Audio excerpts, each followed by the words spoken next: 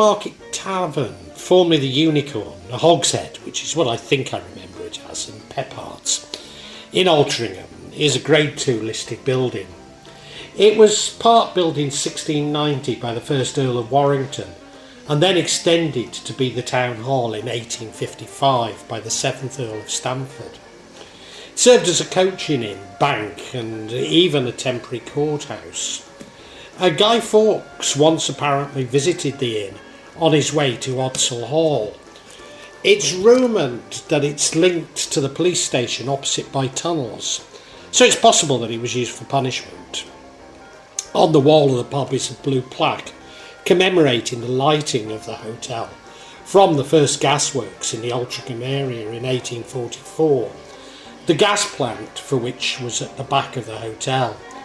Karen Stevens, who runs, or certainly ran the pub, claimed that whilst upstairs in the office, when the lights went out, her and her friend's phone went into strobe, despite neither phone having this function. She also believes that the upstairs is most haunted, where the hotel rooms have been. Sean Reynolds, a ghost hunter, claims he captured the spirit of a woman wrongly sentenced to death, pleading her innocence, I never, at the old 19th century courthouse, in an eerie clip available on this platform. A grumpy old man is said to sit in the corner of the pub and glasses go flying. Although grumpy old men in Manchester pubs is hardly unusual. More unusual are the ghosts of Freddie the monk, Mary and a young boy. A part of the building's been allowed to decay over the years, including the basement club, formerly the Glory Hole, I'm sure innocently named, or the Blood Tub, which used to be a popular local venue in the 70s and 80s. The 17th century butter market was in the middle of the old marketplace until about 1850. Over the butter market was a courtroom with a lock-up at the side until 1838. There were stocks and a whipping post. Public floggings took place here until the early 19th century. At the old marketplace, the ghost of a young boy is believed to play tricks on unsuspecting visitors.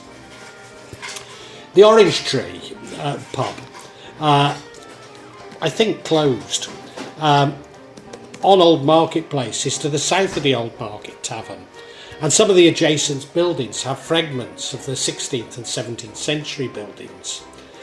The Old Orange Tree has only been a pub since the 1880s, consists of two ancient timber buildings, with an alley on the left, and wattle and daub remains in the back room. A monk sings his praises to God in the basement of the pub, while upstairs a ghostly woman haunts one of the rooms. To the south of the Orange Tree is, in 1880, was a shop, then the Horse and Jockey Inn, and then the Red Lion Inn, now a restaurant.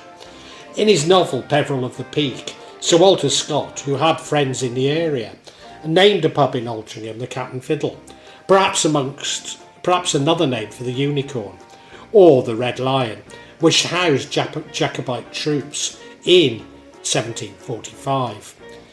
Kennedy's Irish Bar in Altrincham is the site of the old hospital path lab, and below it is the mortuary. The original building, known as Munro House, has a history of two fires, the second of which is believed to have opened a door to lingering spirits.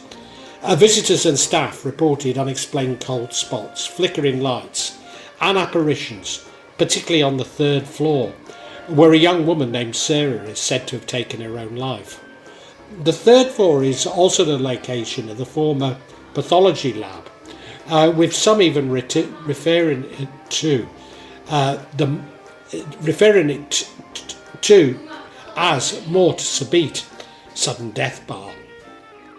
The Victoria pub on Stamford Street is no longer open, but when it was there were stories of beers and wine glass thrown off the shelves by an invisible presence, whilst mysterious cold spots appeared over the building.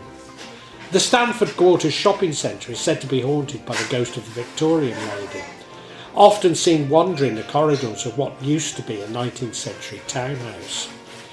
I've also found references to the deadly penny pie man and the old miser of Altrincham, but have not been able to uncover any more.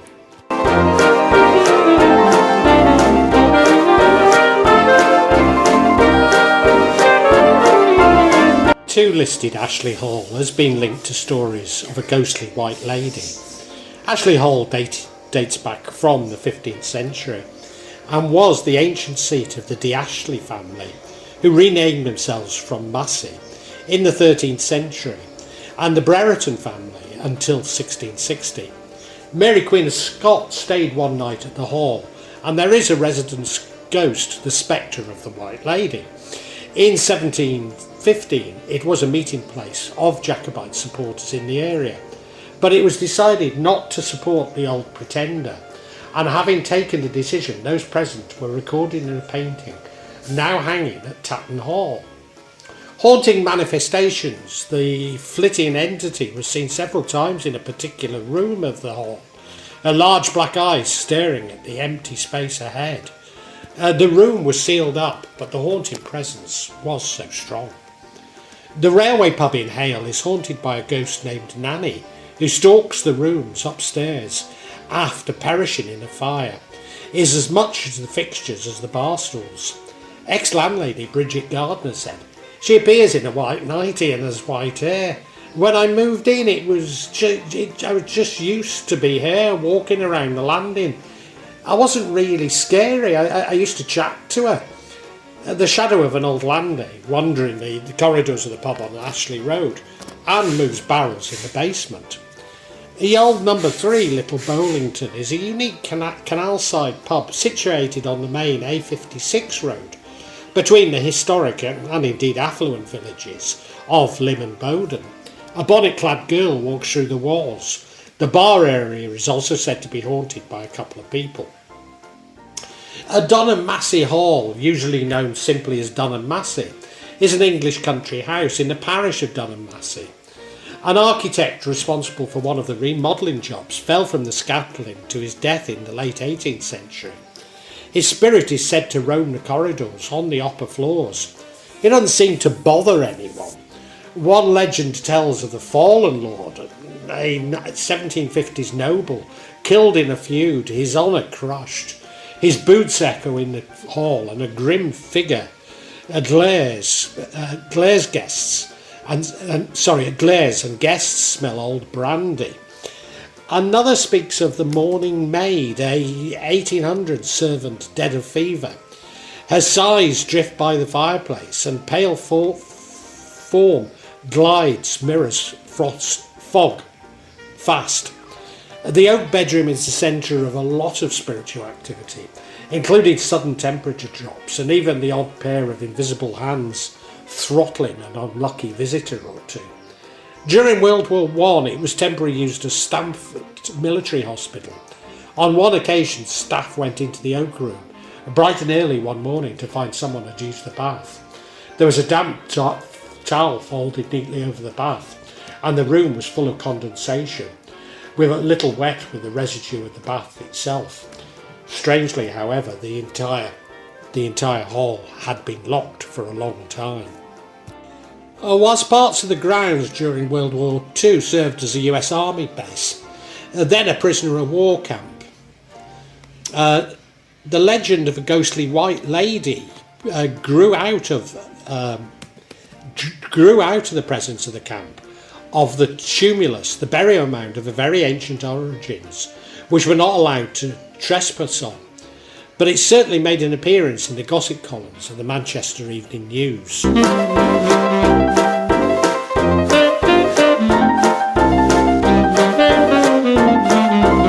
Sale's Eyebrow Cottage, when it was a kitchen showroom, staff reported hearing footsteps in entry rooms, heavy items moving themselves, and doors and drawers opening and closing without human intervention. Sale at a private residence in Brooklands area, a couple experienced a poltergeist outbreak, with activities including dimming lights, bell ringing, and cracked or moved kitchenware. On one occasion, the couple left the site after the electricity was switched off at the mains.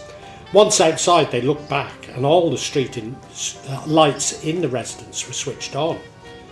Jackson's boat in Sale is is an eerie place to visit in the winter, especially if you happen to spot a ghost decked out in a Highland dress.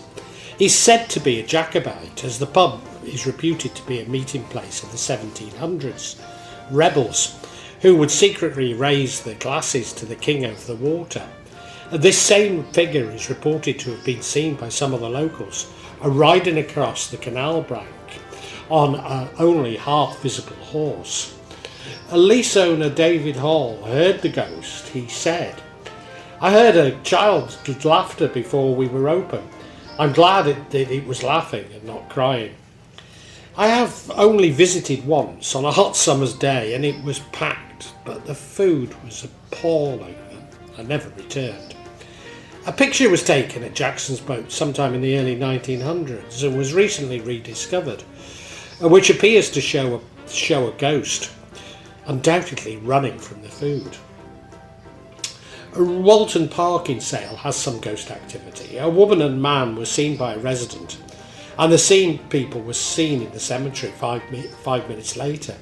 The resident could not work out how both of them could make it to the area. They were so fast they were both heading for the Bridgewater Canal.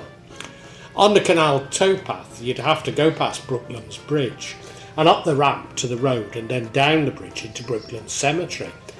And they would have had to trek southbound towards Walton Park, and this would take anyone around 15 to 20 minutes.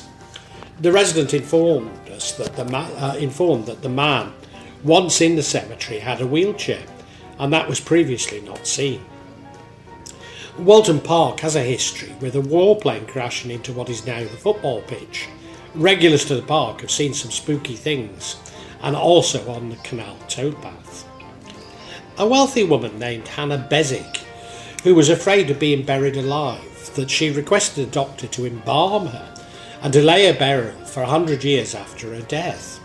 She became so obsessed with this idea that she left all her land and property to the doctor called Charles White, with an agreement that upon her death her body would not be buried but kept above ground for 100 years. When Hannah died in 1758 at the age of 58, Dr. White embalmed her body, covered it with tar and wrapped it with heavy bandages. He then placed the embalmed body in a lead coffin encased in oak and moved it to his home in Manchester. After his retirement, Dr. White, who was also an avid collector of anatomical specimens, relocated Hannah's remains to his private museum at the country home at the Priory in Sale. According to local legend, Hannah's body was housed inside a grandfather clock. The story claims that the clock's dial had been removed to reveal Hannah's face, which was covered with a white velvet veil. The doctor would unveil her face once a year, accompanied by 2 witnesses, to make sure she was still dead. When Dr. White died in 1813, the ownership of Hannah's remains was passed to his colleague, Dr. Ollier. In 1837, her remains came into the possession of the Manchester Natural History Society, which exhibited them for a while before arranging for a decent burial. Finally, thus, Hannah Beswick was laid to rest in 1868, 110 years after her death. However, a strange story of Hannah Beswick does not end there. She returned to her haunt, her former home, in Birchen Bower, Chadderton, and her silk dress could be heard rustling through the house on several occasions. The legend claims that she often appeared walking through the house, sometimes headless, and at other times in a black silk dress and lace cap.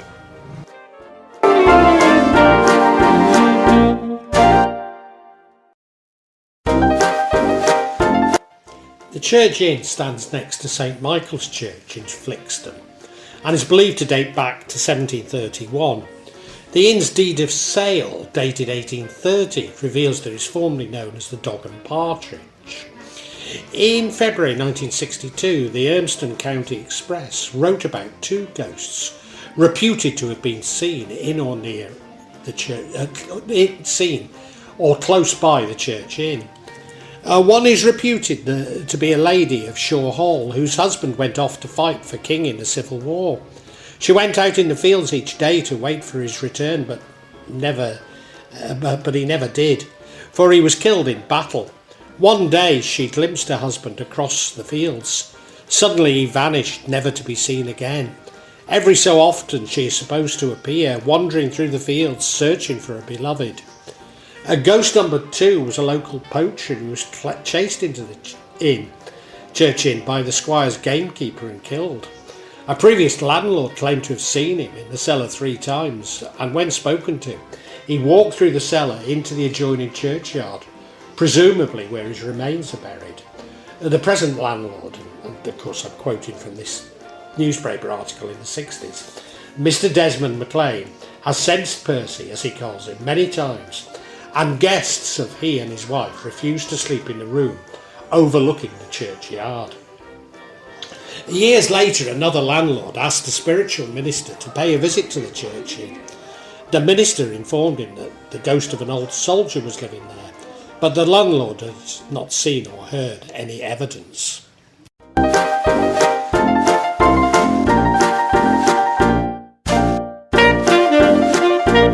Stretford in 1886, several women reported being attacked by a figure in a covering of skin and 2 horns on top of his head. The man would leap from behind hedges and lightly shake his victims before running off. During the same period, a figure was also reported in Gorton and Cheetham Hill. Margaret Vincent and her husband Peter once ran a grocery store at the Stretford Arndale, where the ghostly figure of an elderly lady is spotted, thought to be a resident of the long-vanished terraced home built on the site. She said, "I used to feel a chill standing in one particular place, which is where the woman's house had stood." Stretford Memorial Hospital was built all the way back in 1850 as a private residence, known as Basford House. It was designed in an Italianate style, meaning that it sort of resembles an Italian Renaissance building, but a bit more modern. The hospital closed its doors for good in 2015. With all services being transferred to Trafford General, which is just down the road. It is reputedly haunted, but I can find no more on this.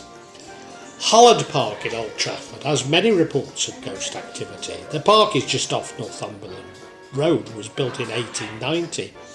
Reports are that a Victorian lady is seen in the garden in the park, and other spirits roam in the park. We know people have died in the park in recent years. On 3rd Avenue down in Trafford Park, there stands a building unlike any other around it.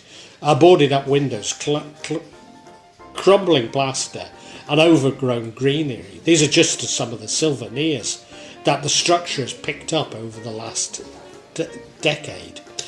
The hotel was built in 1902 after the arrival of Westinghouse Electric's factory, followed by many other companies. Having built a village to house their workers, Trafford Park soon became a bustling community, complete with shops, schools and more. Trafford Park Hotel, and it's not operating now, traditionally the haunt of a grey lady, in this instance a maid who had fallen or jumped to her death in the 1900s. The phantom, which made its presence known in 1990, could be heard laughing and caused the air to cackle. Tommy Southern, a former landlord, said, "On the tables outside of the lounge we had one of those old black-up dial phones and it started ringing. I picked it up, there was no answer, and when I looked it wasn't even plugged in. The wire was just dangling down." Roy Jones, a former employee, said, "I was washing my hands and I heard laughing outside, but there was only me and Tommy there. And when I was drying my hands, the air started crackling as though it was electric and something caught my eye, but it was gone in a split second. As I put the paper towel in the bin, something blew in the face. So I ran through the double doors and straight into the wall at full belt. Tommy was still gashing up behind the bar. I never went in that room again." A haunted crane was said to be the focus of ghostly activities at Trafford Park Steelworks in the late 1940s, with terrified operators banging and footsteps on the roof of the cab, 70 feet up. At the Pomona pub, Old Trafford, anglers have reported seeing a cat or a cocker spaniel both day and night.